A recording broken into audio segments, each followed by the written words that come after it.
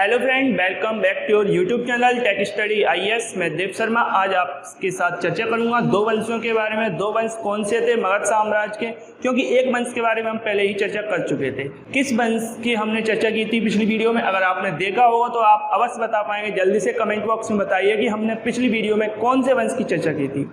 चलिए, पिछली वीडियो में हमने हर्यक वंश के बारे में चर्चा की थी, जो कि मगध साम्राज्य का सबसे पुराना राजवंश है। इससे पहले एक वंश हुआ था बृहद्रथ वंश, जिसकी एक शासक हुआ जरासंध, जो कि महाभारत कालीन से जुड़ा हुआ है, जिसकी हत्या भीम द्वारा की गई थी। अब हम देखते हैं हर्यक वंश जिसे पितृहंता के नाम से जाना जाता था। उसके बाद एक वंश आता है, आपका अगला वंश आता है शिशुनाग वंश। और शिशुनाग वंश के साथ ही साथ हम बात करेंगे आज आपके साथ नंद वंश के बारे में। चलिए हम देखते हैं शिशुनाग वंश के बारे में।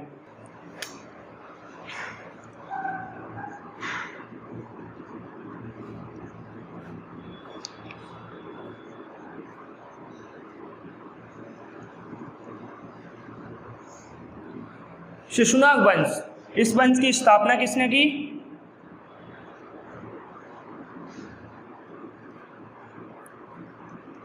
शिशुनाग ने। इसके बारे में कहा जाता है कि इसे जनता के द्वारा गद्दी पर बिठाया गया था। मगध की जनता के द्वारा शासक बना। एकमात्र ऐसा शासक हुआ है मगध साम्राज्य में जिसे जनता के द्वारा चुना गया। और इसने हर्यक वंश का एक शासक था, कौन था? नागदशक, अंतिम शासक। उसकी हत्या कर दी। किसने कर दी? शिशुनाग ने। नागदशक की हत्या कर दी और मगध की गद्दी पर बैठ गया।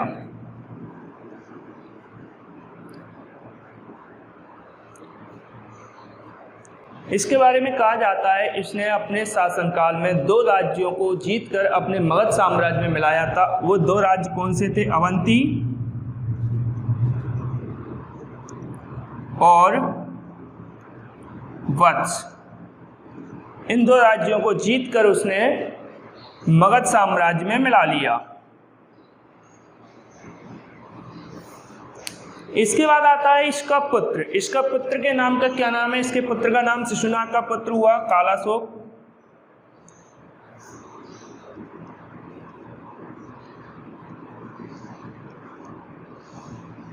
कालाशोक जिसे काकवर्ण के नाम से भी जाना जाता है।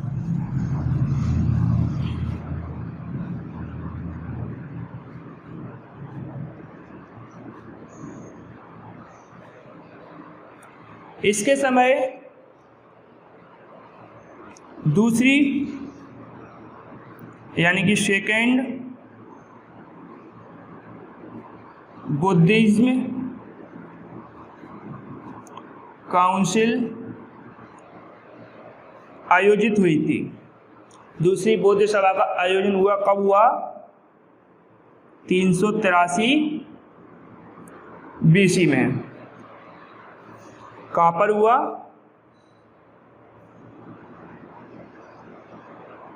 वैशाली में।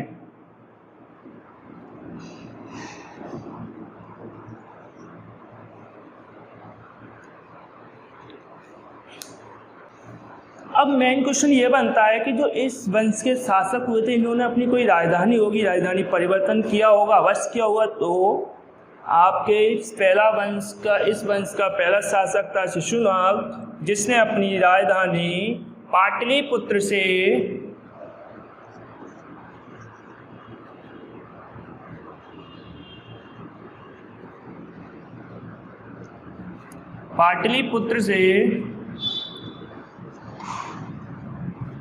वैशाली को बनाया। लेकिन इसका ये पुत्र हुआ कालाशोक शिशुनाग का। इसने क्या किया कि वैशाली को राजधानी ना बना तो इसने पुनः पाटलिपुत्र को अपनी राजधानी बना लिया। और इस वंश का अंतिम शासक होता है नंदीवर्धन,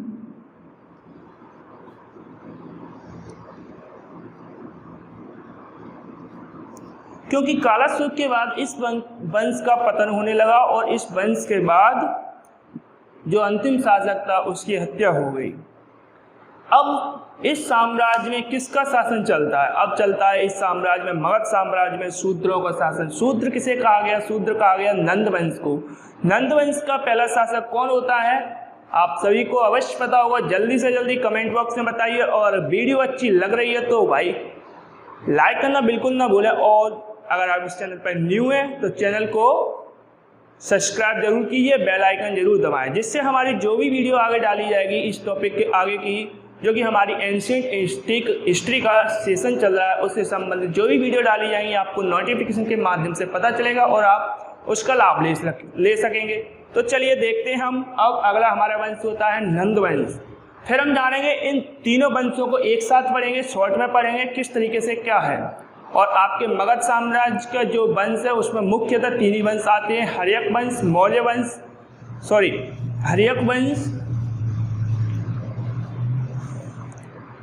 हर्यक वंश, शिशुनाग वंश और नंद वंश। इन तीन वंशों को मगध साम्राज्य के अंतर्गत रखा जाता है। उसके बाद नंदों के बाद आता है मौर्य साम्राज्य, क्योंकि फिर मौर्यों का शासन चलने लगता है और उस साम्राज्य को मगध साम्राज्य न कहते हुए मौर्य साम्राज्य कहा जाने लगता है। चलिए देखते हैं हम नंद वंश के बारे में। चलिए दोस्तों हम देखते हैं नंद वंश के बारे में।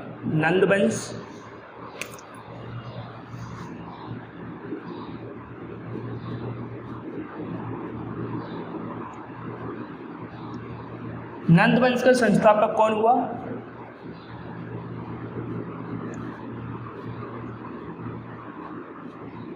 Founder of Mahapadmananda.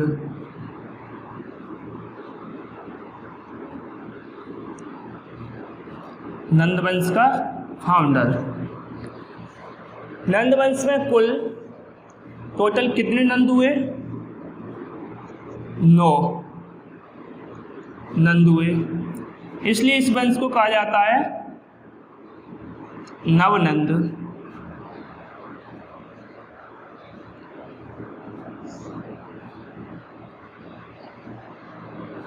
खारवेल का एक हाथी गुम्फा अभिलेख है। खारवेल का एक हाथी गुम्फा अभिलेख है जिसमें कहा गया है कि महापद्मानंद द्वारा कलिंग राज्य में नहरों का निर्माण किया गया था।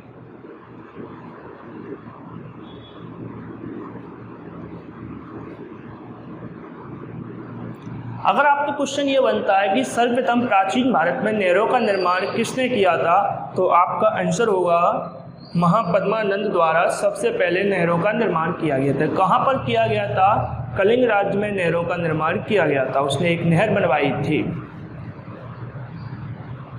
अब महापद्मानंद के बारे में एक फैक्ट और बनता है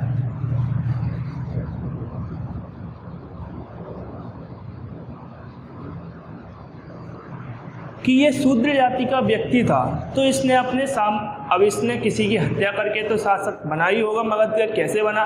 तो इसने जितने भी क्षत्रिय लोग थे उनको इसने पराजित किया। किसने किया था? सर्व क्षत्रांतक की इसने उपाधि धारण की। उनको पराजित करके महापद्मानंद ने इसने जितने भी आपके उस समय के क्षत्रिय थे उनको युद्ध में परास्त किया। परास्त करने के बाद अपनी एक उपाधि रखी। क्या उपाधि रखी? उस उपाधि का नाम था सर्व क्षत्रांतक। क्या नाम था? सर्व क्षत्रांतक। ये भी क्वेश्चन आपका बनेगा। और ये महापद्मानंद हुआ, इसने अपना एक बड़ा सा राष्ट्र का निर्माण किया मगध साम्राज्य में, और जितने भी शासक थे उस समय एक छत्र के नीचे आ गए। यानी कि मगध का शासन इतना लंबा हो गया, पूरे भारत में विस्तृत हो गया। इस वजह से इसने अपनी उपाधि धारण की। उसका नाम था एक राट या एक छत्रक। एक राट की इसने उपाधि धारण की। दोस्तों हमने पढ़ा नंद वंश के फर्स्ट रूलर महापद्मानंद के बारे में। महापद्मानंद जिसने नहरों का निर्माण किया सबसे पहले प्राचीन भारत में, और इसने सभी क्षत्रियों को परास्त किया, तो सर्व क्षत्रांतक की उपाधि धारण कर ली। उपाधि धारण कर ली, और इसने एक उपाधि और धारण की थी। वह कौन सी उपाधि थी? एक राट। क्योंकि इसने अपने पूरे साम्राज्य को एक शासक के अधीन कर लिया। मतलब ये शासक बना, जितने भी आसपास के राजा हुए, क्षत्रिय हुए, वो इसको एक पेंशन के रूप में भत्ता देते थे, कर्ज देते थे। चलिए अब हम देखते हैं अंतिम शासक इस वंश का कौन हुआ। अंतिम शासक इस वंश का हुआ धनानंद। कौन हुआ?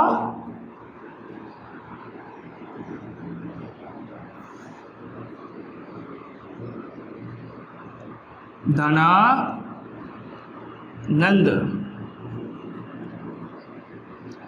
जो कि इस वंश का कौन सा शासक था? अंतिम।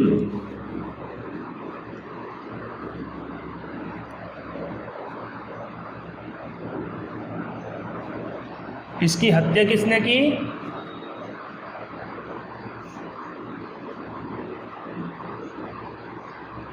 चंद्रगुप्त मौर्य।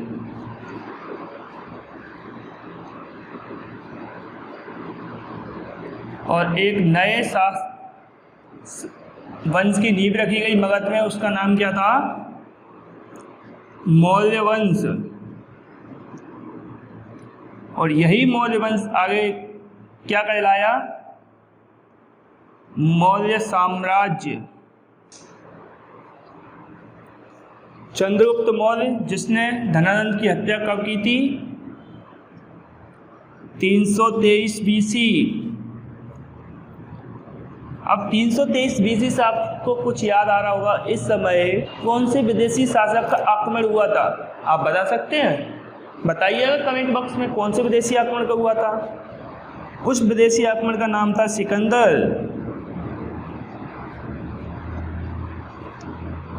जिसका युद्ध किसके साथ हुआ था? पोरस के साथ।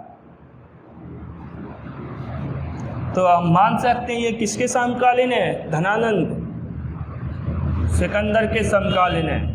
चलिए दोस्तों, अब हम जल्दी से जो आज का हमारा टॉपिक था नंद वंश और शिशुनाग वंश, वे कंप्लीट हुआ। अब हम इन जो कि हमने 3 वंश के बारे में पढ़ा, उसका क्विक रिवीजन कर लेते हैं जल्दी से।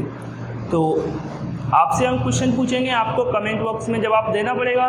और अगर आपको ये वीडियो अच्छी लग रही है तो लाइक करना बिल्कुल ना भूलें और कमेंट बॉक्स में अपना फीडबैक जरूर देकर जाएं। चलिए हम देखते हैं आगे।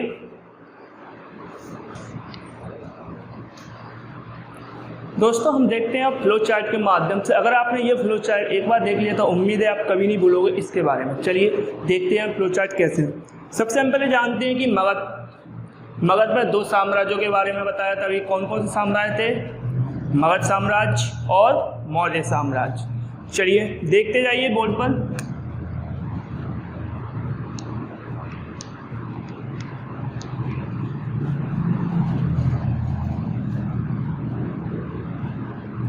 साम्राज्य कितने हुए? 2। अब वो 2 कौन कौन से थे? मगध और मौर्य।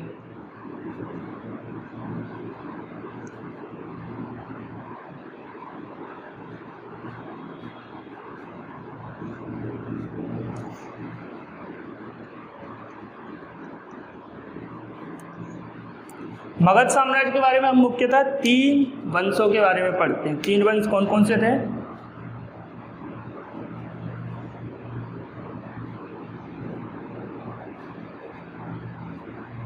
कमेंट बॉक्स में बताते जाइए कौन कौन से वंश थे 3। पहला था हर्यक वंश।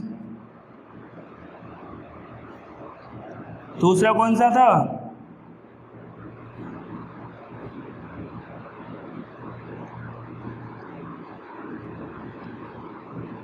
शिशुनाग वंश। अभी हाल ही में पढ़ा था कौन सा वंश था? नंद वंश। ये थे आपके मुख्यतः 3 वंश जो कि मगध साम्राज्य के अंतर्गत हम पढ़ते हैं। तो हमारा जो मगध साम्राज्य का टॉपिक था वो समाप्त होने वाला है यहाँ पे। अब हम आगे क्या पढ़ेंगे? मौर्य साम्राज्य। चलिए अब हम सबसे पहले बताते जाइए कि इस वंश का फाउंडर कौन हुआ? कौन है बताइएगा जल्दी जल्दी। इस वंश के फाउंडर का नाम है बिंबिसार। शिशुनाग वंश का इसी के नाम से वंश है, तो कौन होगा? शिशुनाग।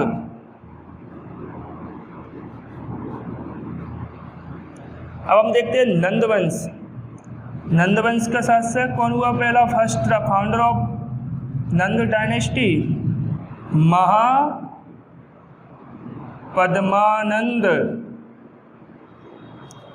ये हमने पढ़े फर्स्ट।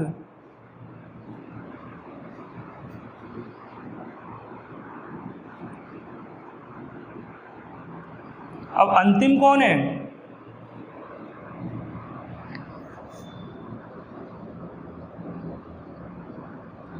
अंतिम शासक कौन होगा इसका?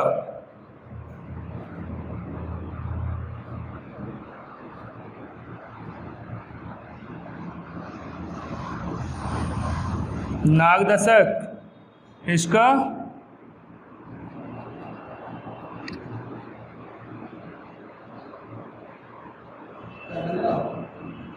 नंदीवर्धन। और महापद्मानंद का अंतिम शासक कौन है? धनानंद।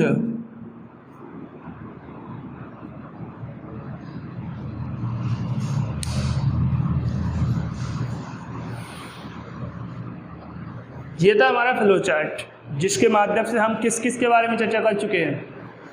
हमने ये वाला टॉपिक अपना कंप्लीट कर लिया। अब हम नेक्स्ट वीडियो में किसके बारे में चर्चा करेंगे?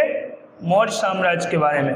तो दोस्तों बने रहिए हमारे साथ, और अगर आप इस चैनल पर न्यू हैं तो चैनल को सब्सक्राइब किए बिना ना जाइएगा। चैनल को सब्सक्राइब जरूर कर लीजिए और बेल आइकन प्रेस कीजिए और ऑल पे क्लिक कीजिए, जिससे हमारी जो भी वीडियो डाली जाएगी स्टडी से रिलेटेड डाली जाएगी तो आप उसको देख सकते हैं। हाँ, अगर आप इस मगध पर जो वंश हुए, डायनेस्टी हुई, जिन्होंने शासन किया था, अगर आप इसके बारे में जानना चाहते हैं तो हमारी जो पिछली वीडियो है मौर्य साम्राज्य की हर एक वंश के बारे में, उसको आप जरूर देख लीजिएगा। उसमें आपके लिए एक ट्रिक दी गई है, उस ट्रिक का नाम है हसीन मास्का। हसीन मास्का के माध्यम से आप सभी वंशों को अच्छी तरीके से याद कर सकते हैं। चलिए दोस्तों, अब हम मिलते हैं नेक्स्ट वीडियो में।